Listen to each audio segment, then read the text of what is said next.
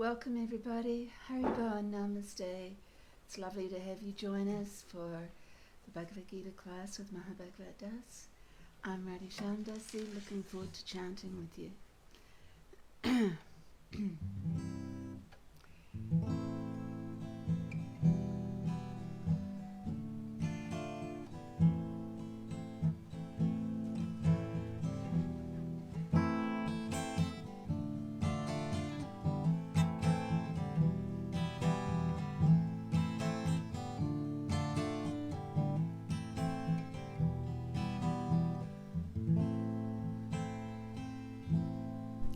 Namo Vishnu Padaya Krishna Prastaya Bhutale Srimate Saraswarapananda Paramahamsa Iti Namine Namo Vishnu Padaya Krishna Prastaya Bhutale Srimate Sada Swarapananda Paramahamsa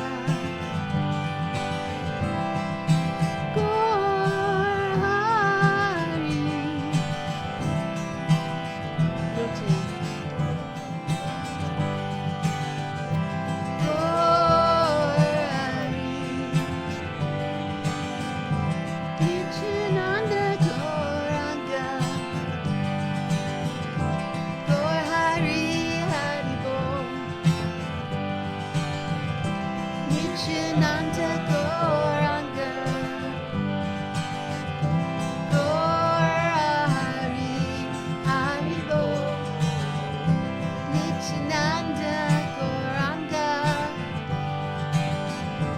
Gaur Hari Hari Bol Nityananda Gauranga Gaur Hari Hari Bol Nityananda Gauranga Gaur Hari Hari Bol Oh oh Nityananda Gauranga Gaur Hari Hari Bol Nityananda Gauranga Gaur Hari Hari Bol Oh oh Gauranga Gaur Hari Hari Bol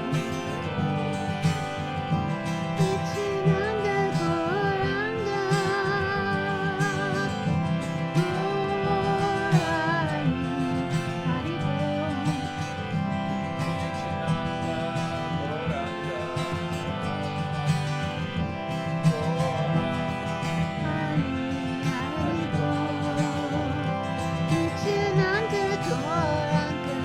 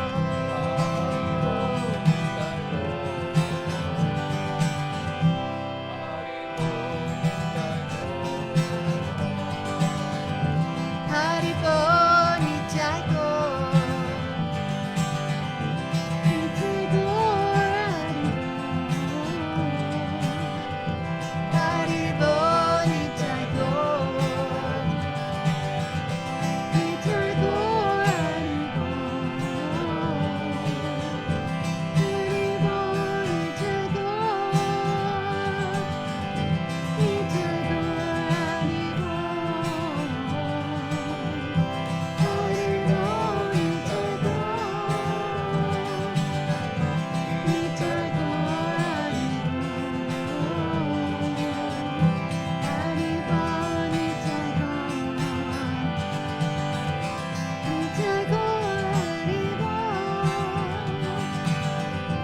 Hari Hari Bol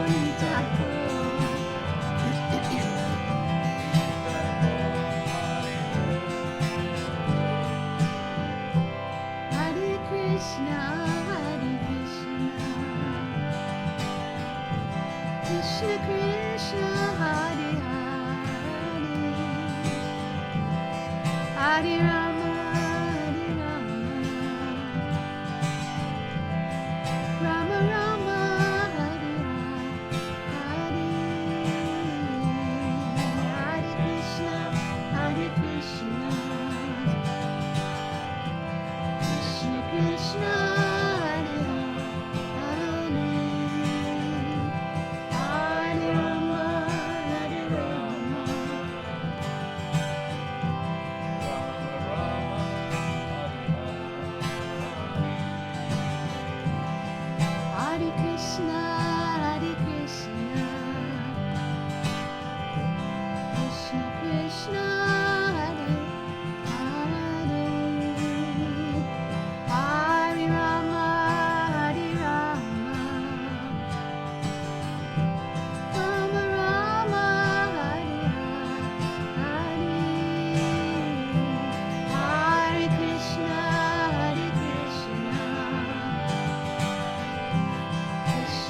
Krishna, Hare Ram,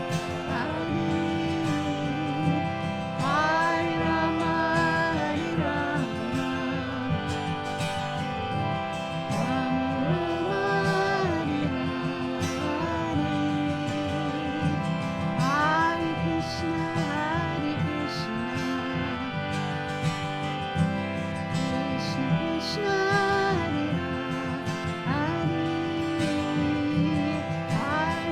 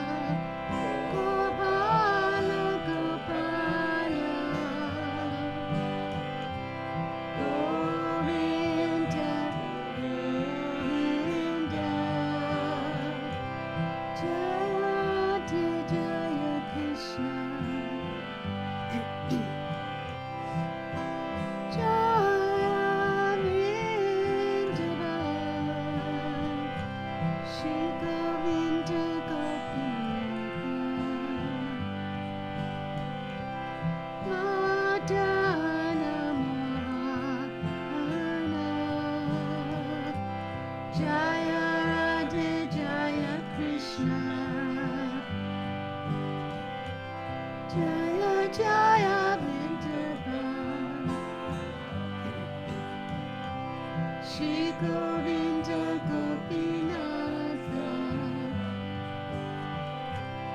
Radha Moana Jaya Radha Jaya Krishna Jaya Vrindavan Shri Govinda Gopinatha Radha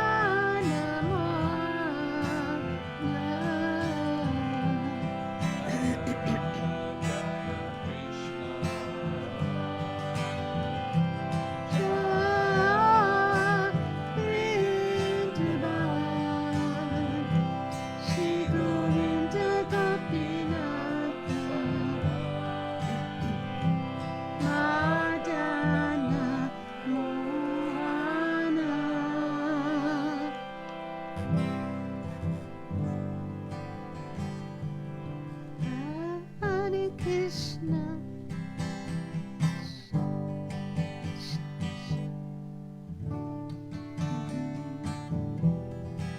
Hare Rama Hare Rama Rama Rama Hare Hare Krishna Hare Krishna Krishna Krishna Hare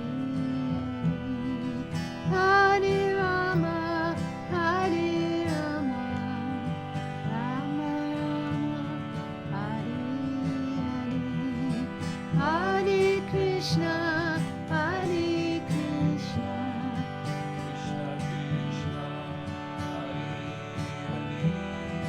Hare Rama Hare Rama Rama Rama Hare Hare Krishna Hare Krishna Krishna Krishna Hare Hare Rama Hare Rama Rama Rama Hare Krishna Hare Krishna Krishna Krishna Hare Rama Hare Rama Rama Rama Hare Krishna Hare Krishna Krishna Krishna Hare Hare Hare Rama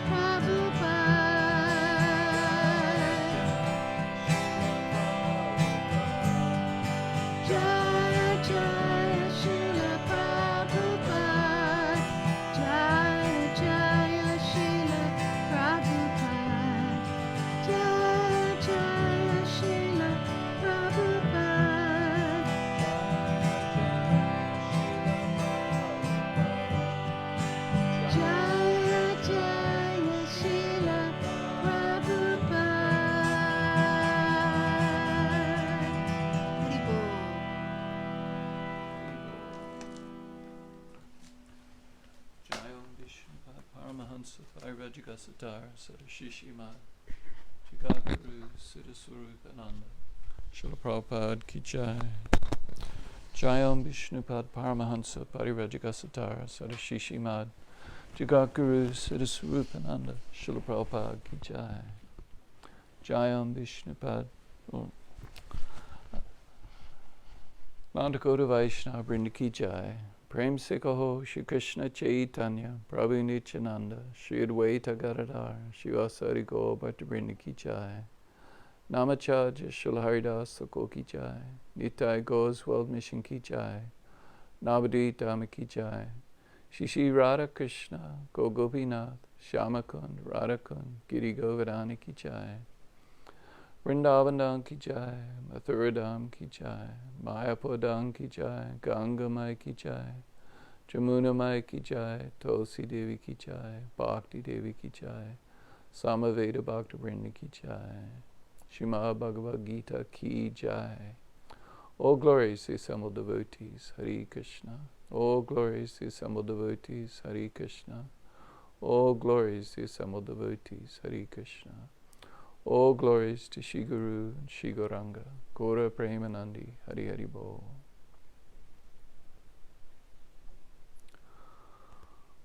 Oma Gina Timirandasya, Gina Gina Salakaya, Chaksurun Militanyena, Tajmai Shri Guruve Namaha. Shri Chaitanya Manobhistam, Statpitam Yena Bhutale, Swayam Rupa Kadamayam Dadati Swa Padante Kam Vandeham Shri Guru Shri Yuta Parakamalan Shri Gurun Vaishnavams Cha Shri Rupam Sagrajatam Sahagana Raghunatham Vitam Tam Sajevam Sadvaitam Savadutam Parijana Sahitam Krishna Chaitanya Devam Shri Radha Krishna Padan Sahagana Lalita Shri Vishakan Vitamscha. Hey Krishna Karuna Sindhu Dina Bandhu Jagapate Gopisha Gopika Kanta Radha Kanta Namostute Tapta Kanchana Gorangi Radhi Vrindavaneshwari Rishabhanu Sutta Devi Pranamami Hari Priye Vanchakapa Tarubhyascha Kripa Sindhu Bhaivacha Patitanan Pavenbhyo Vaishnavbhyo Namo Namaha. Shri Krishna Chaitanya Prabhu Nityananda Shri Advaita Gadadhara Shivasadi Gaur Bhakta Vrindam. Hare Krishna Krishna Krishna Hare Hare Hare Rama, Rama Rama, Hare Hare. Om Vishnu Padaya, Krishna Prastaya Bhutale, Shrimate Siddhaswarupananda, Paramahansa Niti Namine, Namo Siddhaswarupananda, Paramahansa Namine, Gaura Karuna Swarupaya, Radha Krishna Prastayate. Before speaking on Bhagavad Gita, first offer my respectful obeisances under the lotus feet of my spiritual master, Jagatguru Siddhaswarupananda Srila Prabhupada, who is very dear to Lord Krishna, having taken shelter at his lotus feet. Srila Prabhupada is the mercy manifestation of Lord Chaitanya, Gaura Karuna Swarupaya, and very dear to Radha and Krishna, Radha Krishna Prastayate.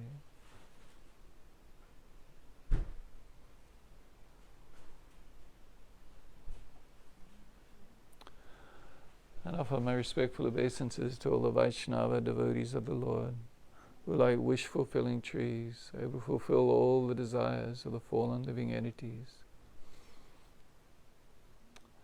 and are full of compassion upon them. Namaste, Haribol. So tonight we've got a new microphone set up.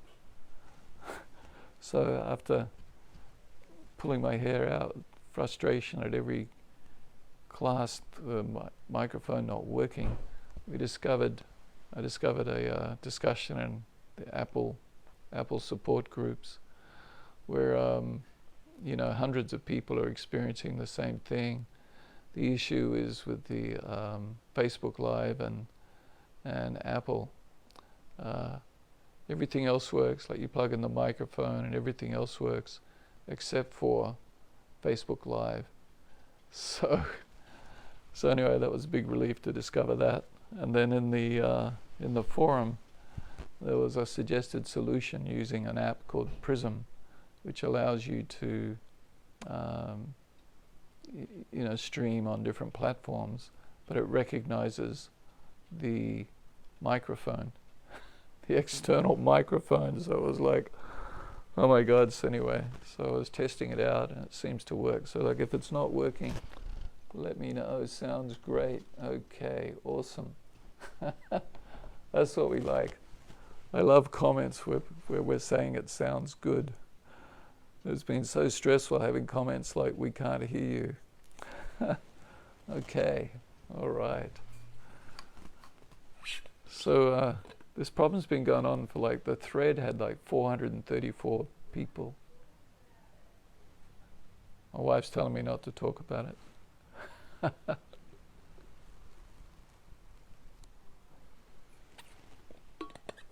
I can't stop, I'm just so happy about it. It's 434 people in the thread, all with the same problem, all doing the same. Why not? All doing the same thing. Plugging in the microphone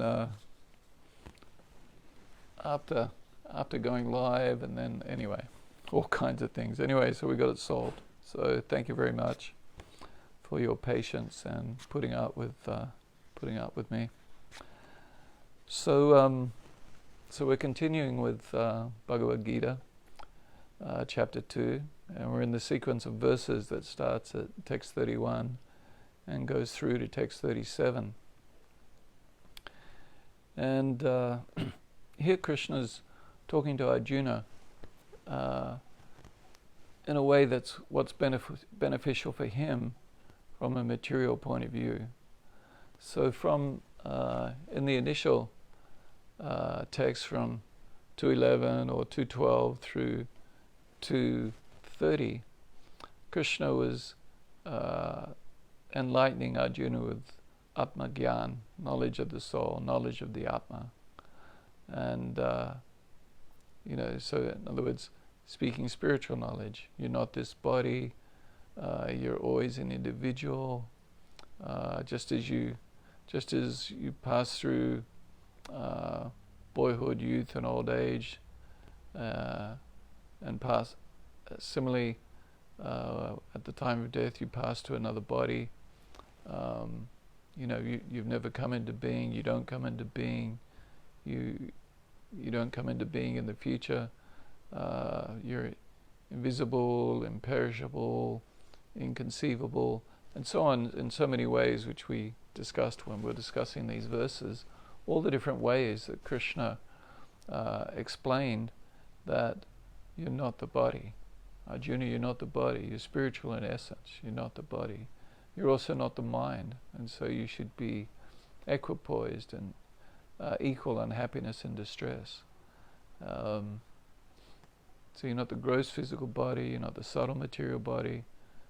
And even if you looked at it from just from a regular material point of view, it's like, you were not you're unmanifest in the beginning, you become manifest for a while, and then you're unmanifest at the end. So what's the problem here? This is just the nature of life.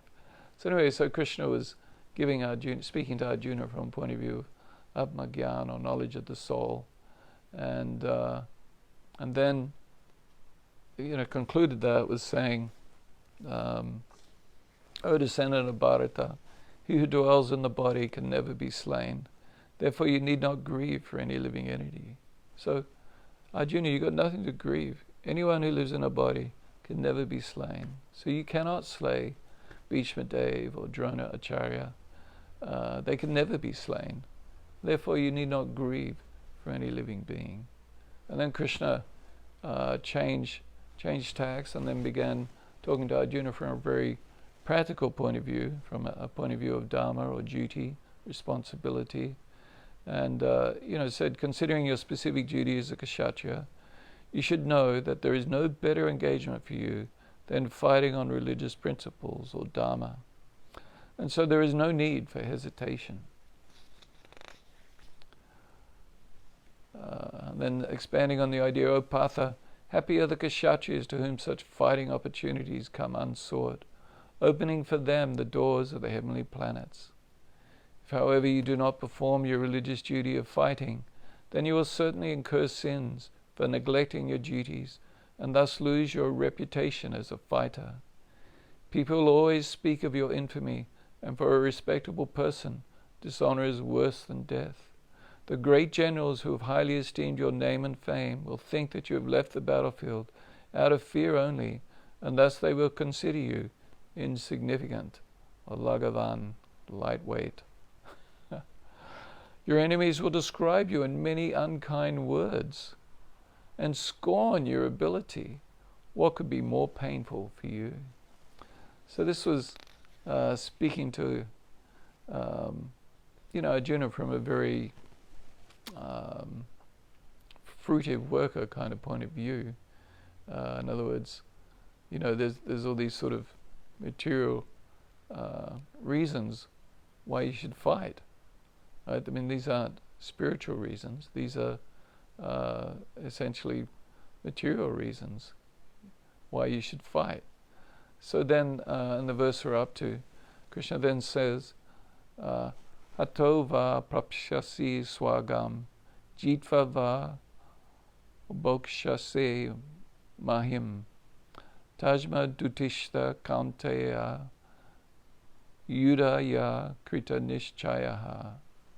O son of Kuntī, either you will be killed on the battlefield and attain the heavenly planets, or you will conquer and enjoy the earthly kingdom.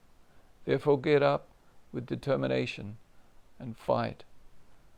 So this verse 37 is like a conclusion to this series of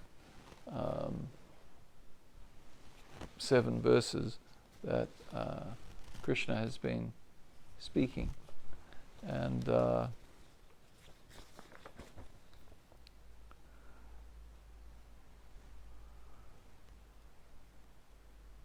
so that Krishna says you should be, get up with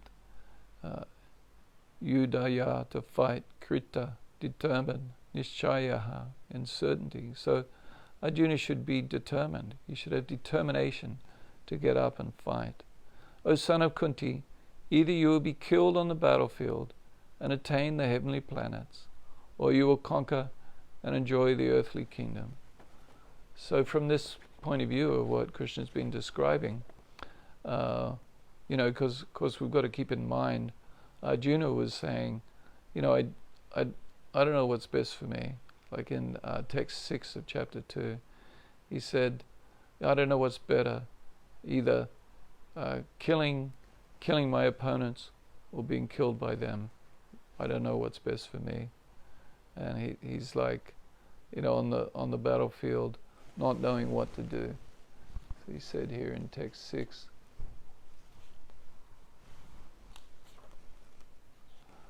nor do we know which is better, conquering them or being conquered by them. If we killed the sons of Dhritarashtra, we should not care to live. Yet they are now standing before us on the battlefield. So this was Arjuna's dilemma. He didn't know what to do. Should he kill them, or should he just be killed by them?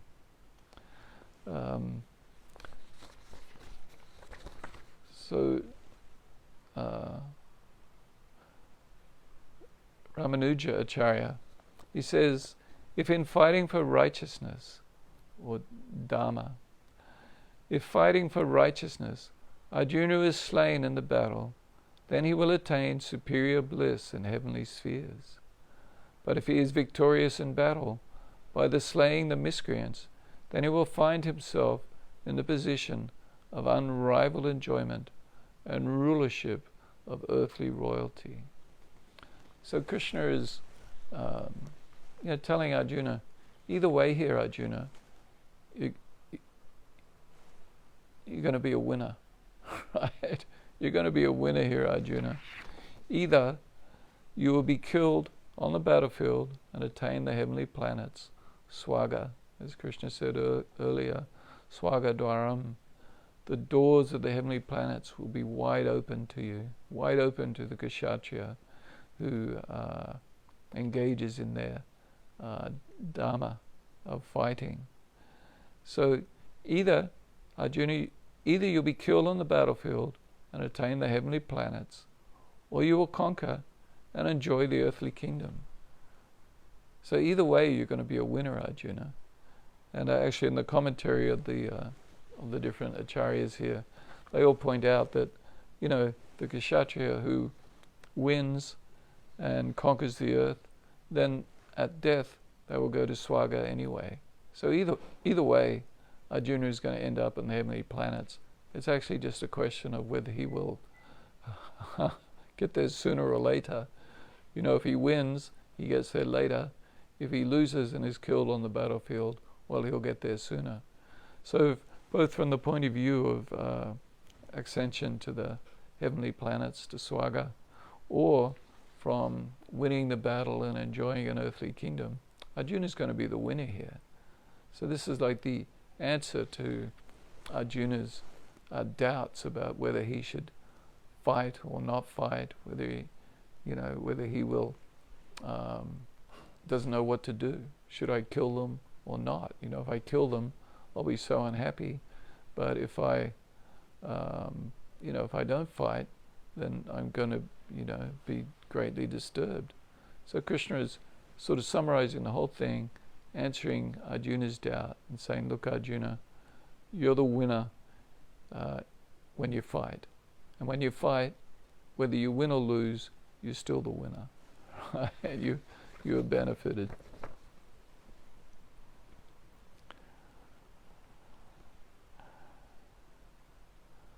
So Ramanuja continues, dividing and conquering, defending and ruling are the natural duties of Kshatriya royalty. Discharging these duties with no anticipation for the fruits of the results will be the means by which Arjuna attains unparalleled bliss.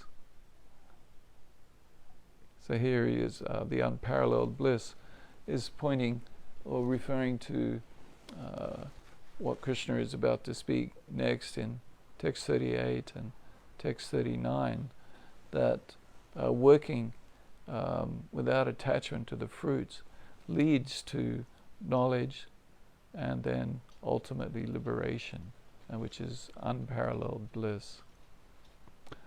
So Arjuna should properly prepare his mind for war by fortifying himself with the firm conviction that embarking on the course of a righteous war or a dharmic war is the guaranteed means for him to achieve moksha or liberation or final salvation, which means precisely the embodied soul becoming eternally liberated from the fetters of material existence, and which is without a doubt the great hurdle to be overcome in human existence.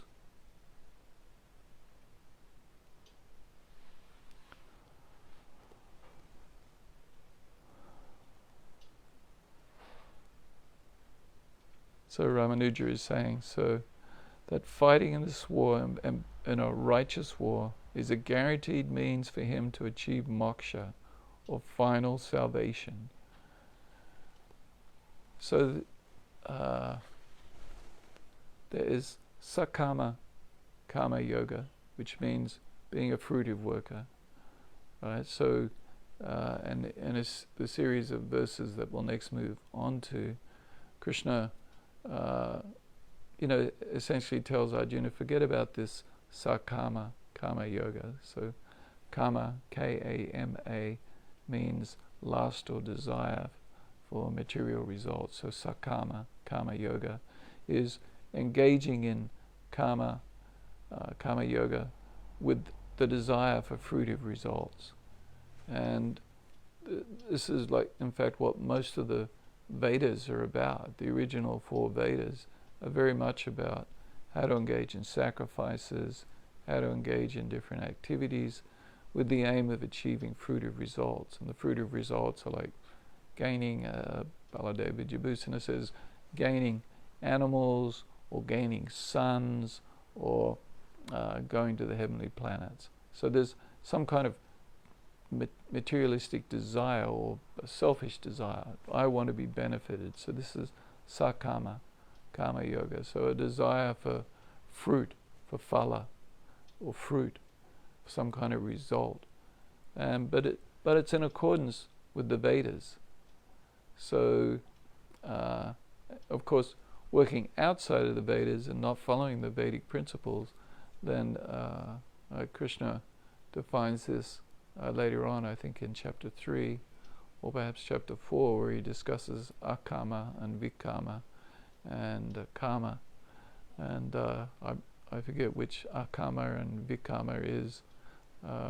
We'll discuss that when we get there. But anyway, if working outside of the Vedas is either akama or vikama, and it's just totally not working with any kind of rules. And so there's, generally speaking, it's just completely entangling, and entangles one either going down to the hellish planets, or at best, or perhaps going down to animal species, or at best, staying in this world in the mode of taking on human births.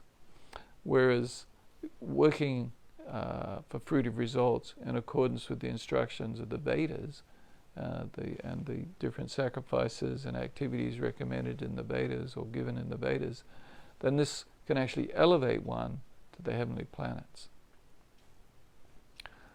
So this is sakama, kama yoga. And then nishkama, kama yoga, nishkama, means working without material desire. And so this working without material desires is so in other words, working in a mood of detachment. And throughout Bhagavad Gita, Krishna describes, not being attached, being equal in happiness and distress. It must be at least 15 verses where Krishna describes how important this is, being in equanimity. In fact, in text 48 in chapter 2, Krishna describes that the art of yoga is working in equanimity without desire for fruit, being equal in happiness and distress. So anyway, I'll come to that, come back to that in a little moment. So there's the sakama, working with fruitive desire for fruit, for result from one's activities. Then there's nishkama, working in a mood of detachment. And so this working in a mood of detachment elevates one. This is actual, like in yoga, one works in a selfless way and makes sacrifices. In other words, not working for our own benefit. I'm not engaging in, in Arjuna's case, he's not going to engage in the fight because he wants to enjoy the heavenly, because he wants to get to heaven, or because he wants to enjoy an earthly kingdom. He's working in a mood of detachment. He's not attached to the fruits of his labor, of his efforts. And this is purifying. This purifies the soul, and it leads to knowledge. And this knowledge then leads to liberation. And this is what Ramanuja and the other acharyas are describing. Of course, in Srila Bhaktivedanta Swami Prabhupada's commentaries, he doesn't get into all these fine details about sakama kama yoga and nishkama kama yoga. He just describes kama yoga as being bhakti yoga. Right? He just gets to the point of it. Because the whole point of Bhagavad Gita is the conclusion of Bhagavad Gita, which Krishna states in chapter 9, text 34, and in chapter 18, text 65, Man marabhava madbhakto madhyaji mam namaskuru. So just think of me. Arjuna, just think of me. Right? Manmanabhava. Manmanabhava madbhakto. Be my devotee, madbhakto. Be my devotee. Just think of me. Just be my devotee or madbhakto. Just love me. Madhyaji, mam namaskuru. So mam yaji, offer your worship unto me. Mam namaskuru, offer your obeisances unto me. So this is Krishna's ultimate instruction in Bhagavad Gita, and then followed up in text 1866, Savadaman Parityaja Mamekam Saranam Braja. So Arjuna, just abandon all varieties of Dhamma, Savadhamma, all varieties of duty and responsibility, and all these things about Sakama, Kama Yoga, and Nishkama Kama Yoga, and Jnana Yoga, and Sankhya Yoga, and Buddhi Yoga, the yoga of intelligence.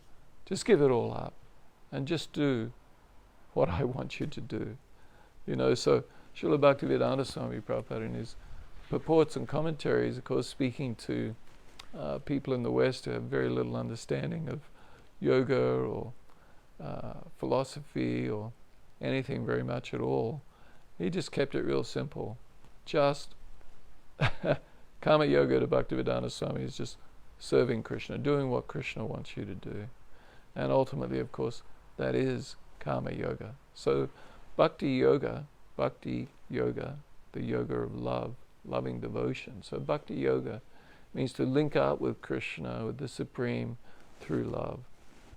So this is, of course, and the perfect examples of Bhakti Yoga, of course, is the residents of Vrindavan Dham. Srimati Radharani, of course, being the utmost pinnacle of pure love for Krishna. So where there's no interest in talking about Sakama Kama Yoga and Nishkama Kama Yoga and Jnana Yoga and Sankhya Yoga and all this kind of yoga. They're not interested in discussing philosophy. They just love Krishna. So this is Bhakti Yoga, just Prema Bhakti, pure love for Krishna. Of course, in the beginning, we have to engage in what's known as sadhana bhakti, Bhakti Yoga in practice, where we don't actually have love for Krishna.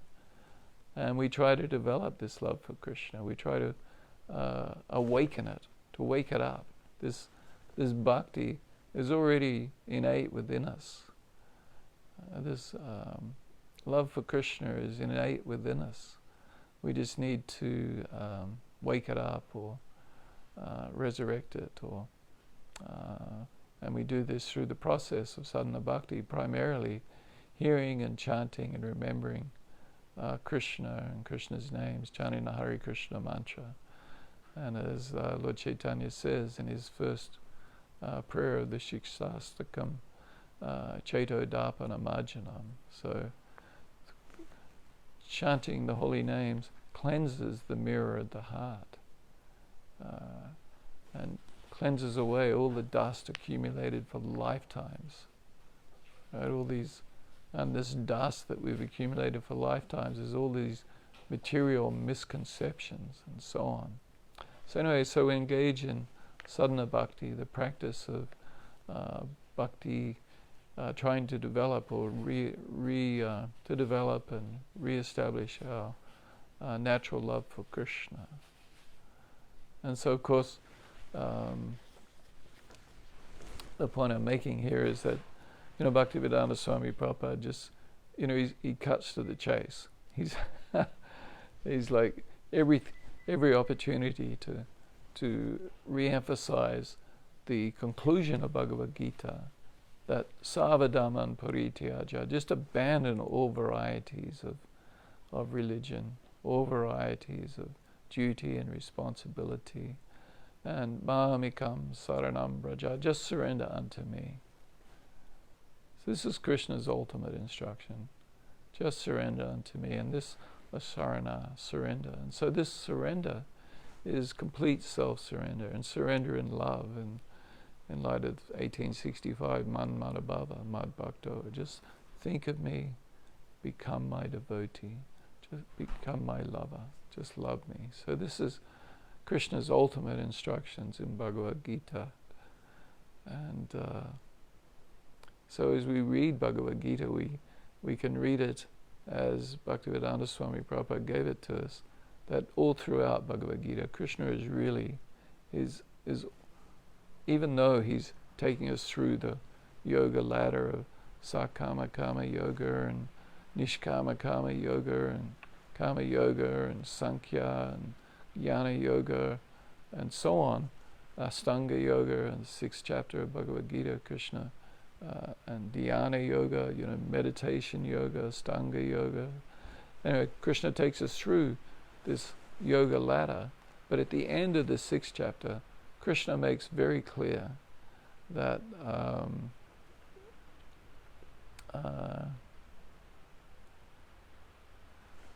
in 646, Krishna says, just trying to remember, 647, Yoginam mapi sarvesham madgitena antaratmana shradavan bhajate yomam sami yukta tamo mataha.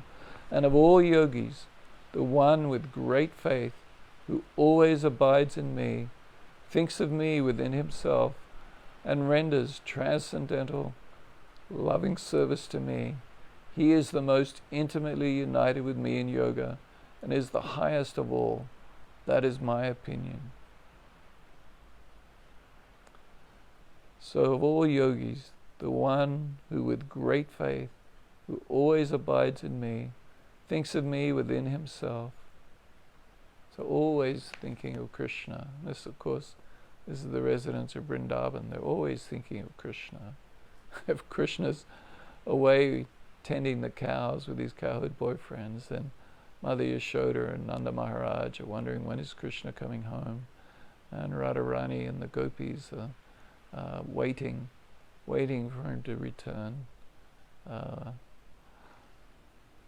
Always thinking of him. And renders transcendental loving service to me.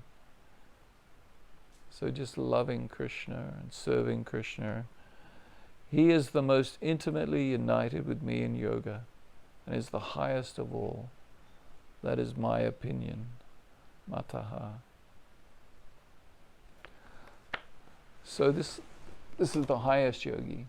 The highest yogi is the one who loves Krishna and engages in loving devotional service to Krishna.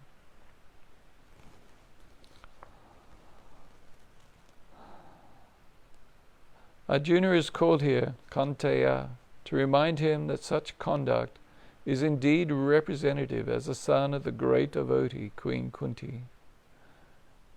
Next will be revealed the appropriate mentality of a living entity aspiring for salvation. So Ramanuja is pointing us to text 38.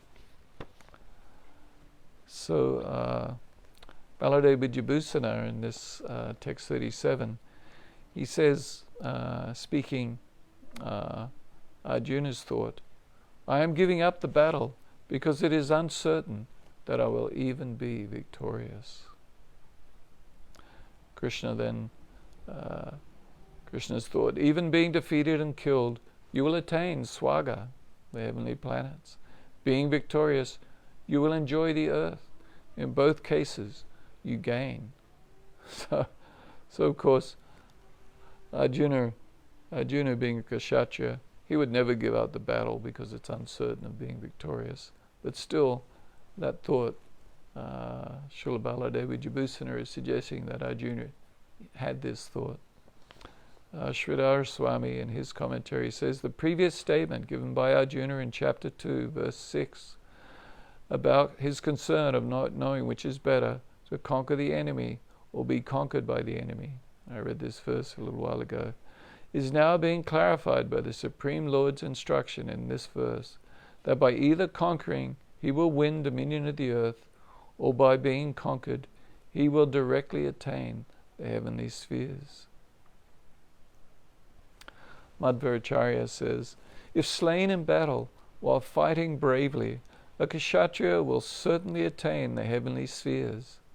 It is also stated in the Vedic literatures that if a Kshatriya is victorious in battle, what will be gained is dominion of the earth And at the end of life, the heavenly spheres are guaranteed as well.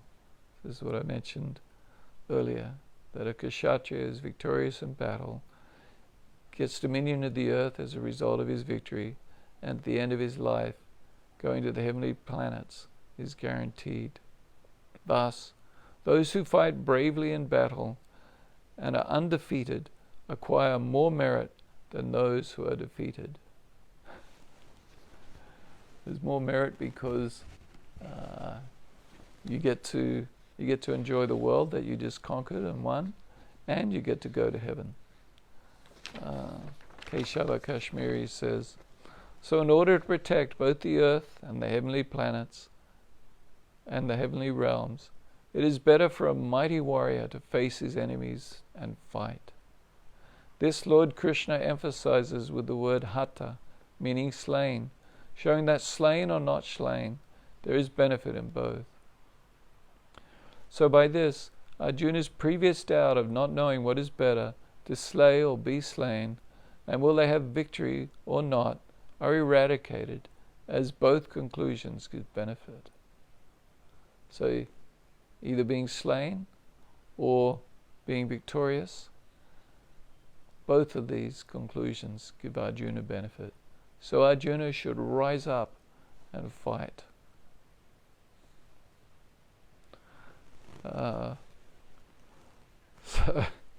So this, like Bhagavad Gita in one sense, is like a huge pep talk, right? You've got, Arjuna's so depressed and no, I don't want to fight. In fact, I just want to die. I'd rather just leave the battlefield. I don't know what to do. Should I don't know whether I want to conquer them or be conquered by them. He's all depressed. And it's like Krishna is the ultimate spiritual preceptor, but also as a motivator. So like in business, or not just in business, in family life or in business, we may find ourselves in this situation where we have to give someone encouragement. And even though the situation may be quite depressing, in fact even quite hopeless, nonetheless, we have to encourage people to, move forward, to do their duty, right? So I read today, actually, it was quite disturbing. When in the riot in Washington D.C. on January 6th,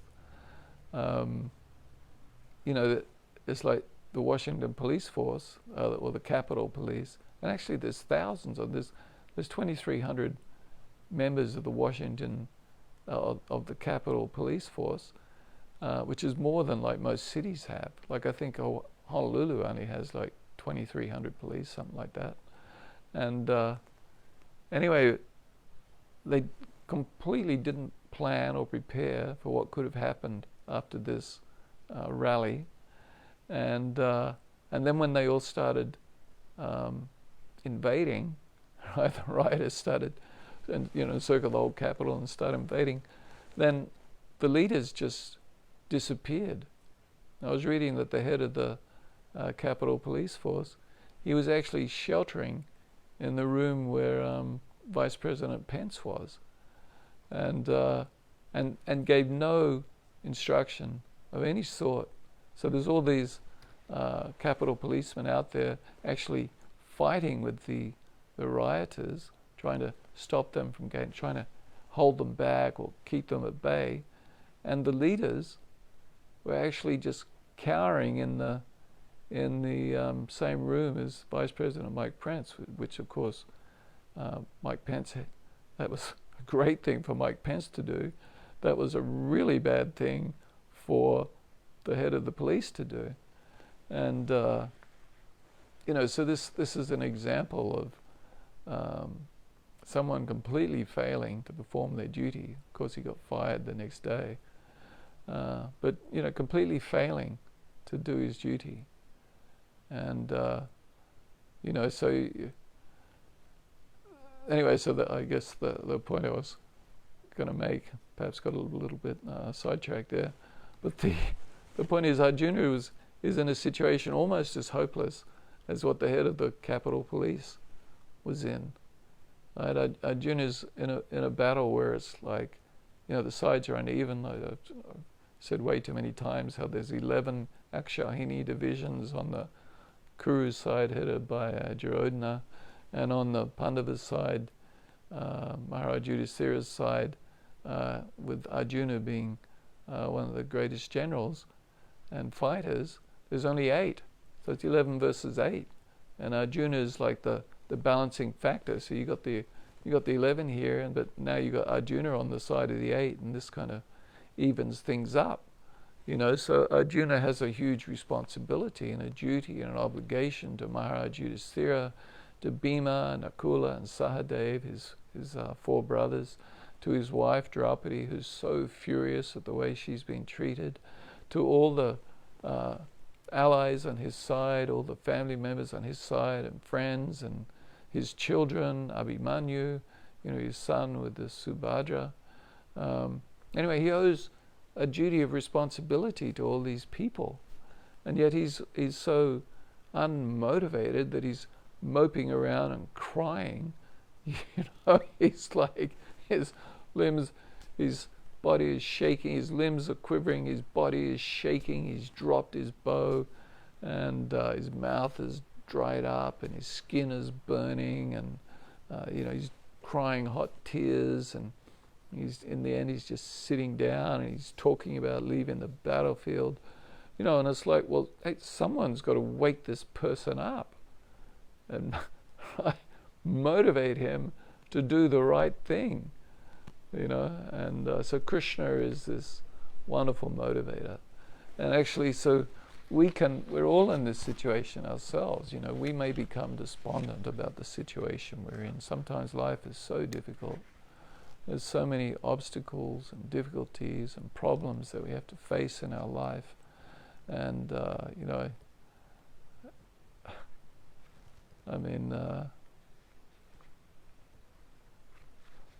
on different occasions,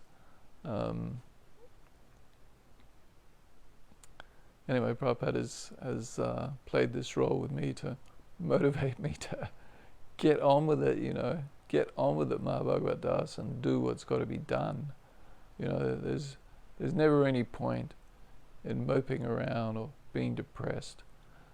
And in fact, this is something you can always learn from working with Srila Prabhupada, is he's always, no matter what the hardship is, no matter what the difficulty that's come up, and unfortunately there's oftentimes difficulties or problems that arise as we carry out our devotional service.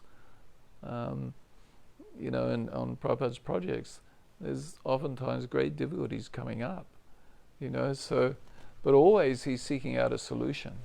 There's never moping or despondency. It's always like, well, okay, what's the solution? What's next? What are we going to do about it? And so this is the, this is the situation of Bhagavad Gita, and so we can take inspiration from this. When we get in a situation where we're feeling depressed or despondent, we don't know what to do, we can always remember how Arjuna was despondent, and then we can take shelter in the instructions that Krishna gives and take inspiration from them, and and move forward in moving forward in whatever the situation is, to work out solutions, to be pleasing to Krishna and our spiritual master, not to sit around moping and being despondent, which is, ultimately speaking, it's a complete waste of time. What is the benefit? Who's benefited? No one is benefited. So Krishna is motivating Arjuna to move past his despondency and just get on with it. And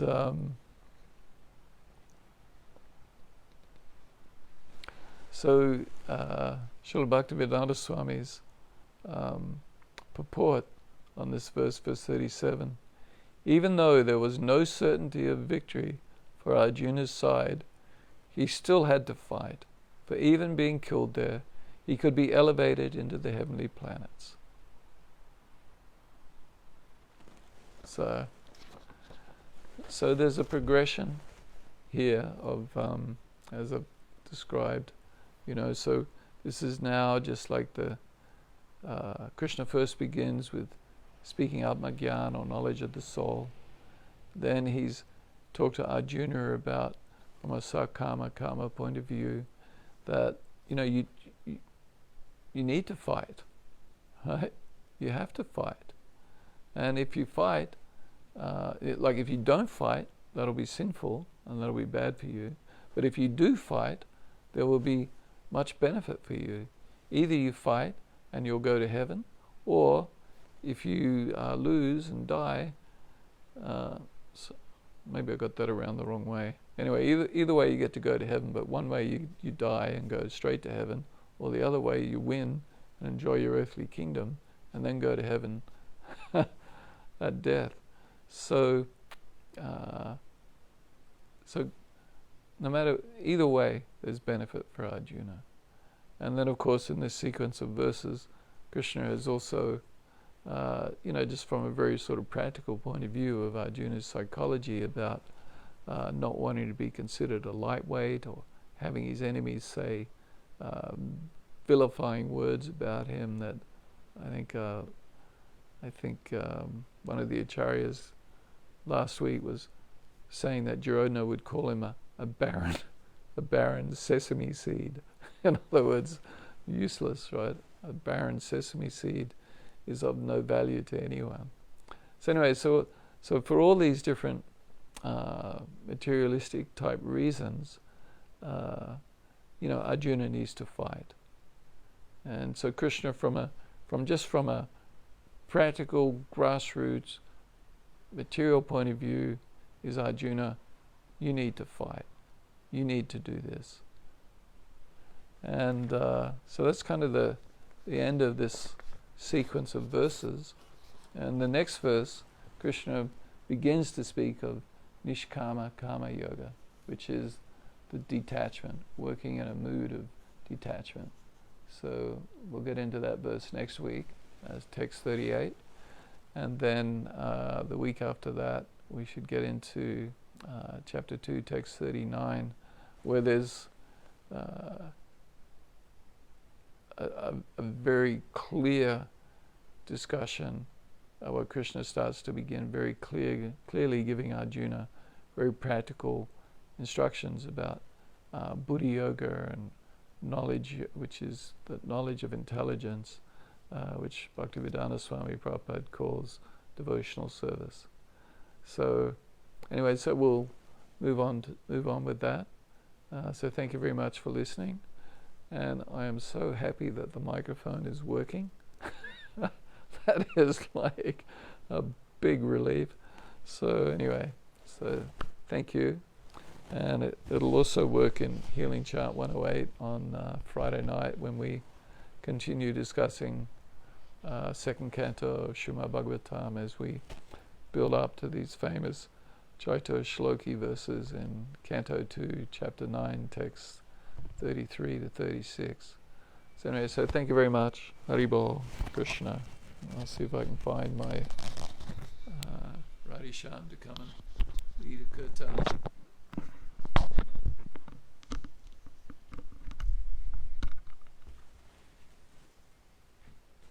Radhi Shyam?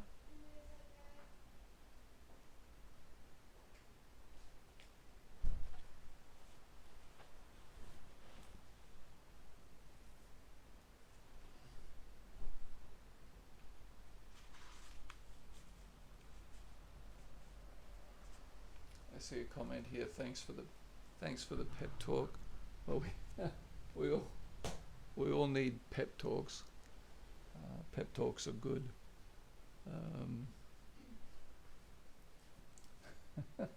Anyway, we can remember when someone is giving us a pep talk, we can always think, we can be reminded of Krishna. That Krishna gives the ultimate pep talk.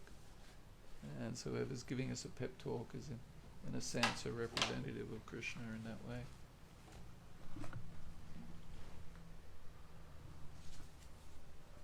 Haribol.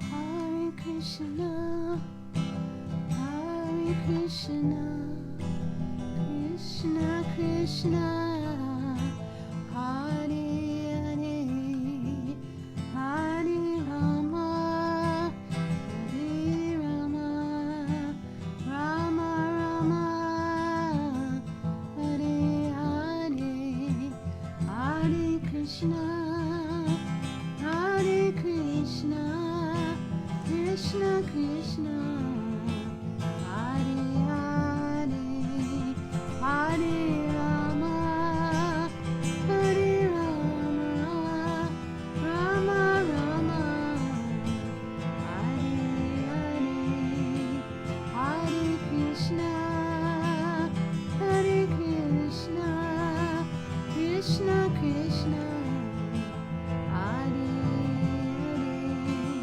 Hare Rama,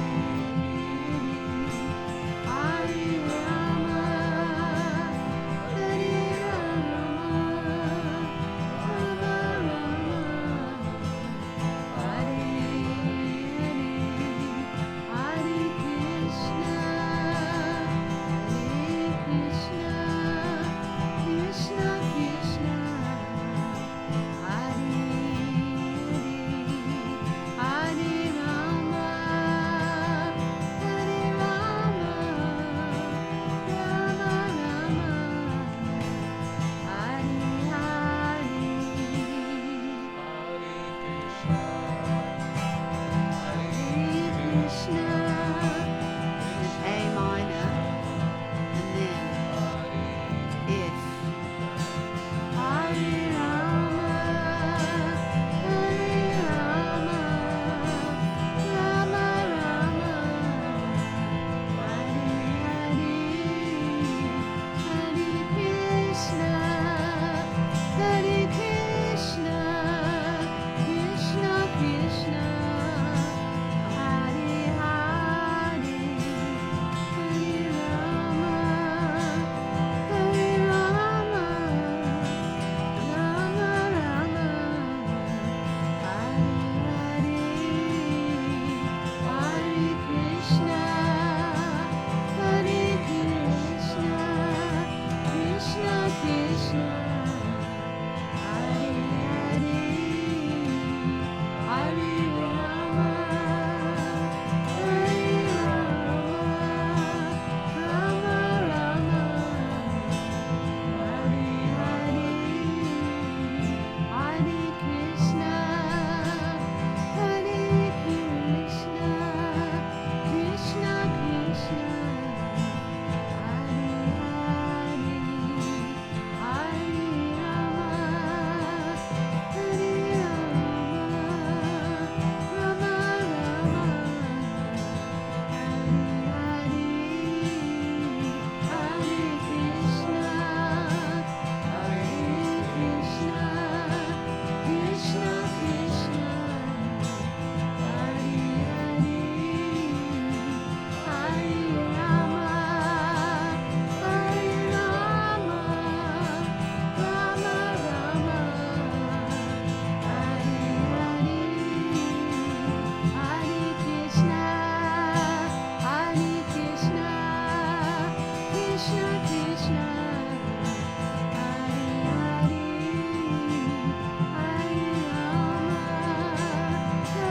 Rama, Rama Rama,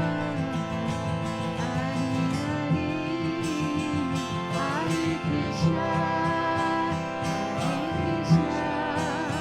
Krishna Krishna, Hare Rama, Rama Rama,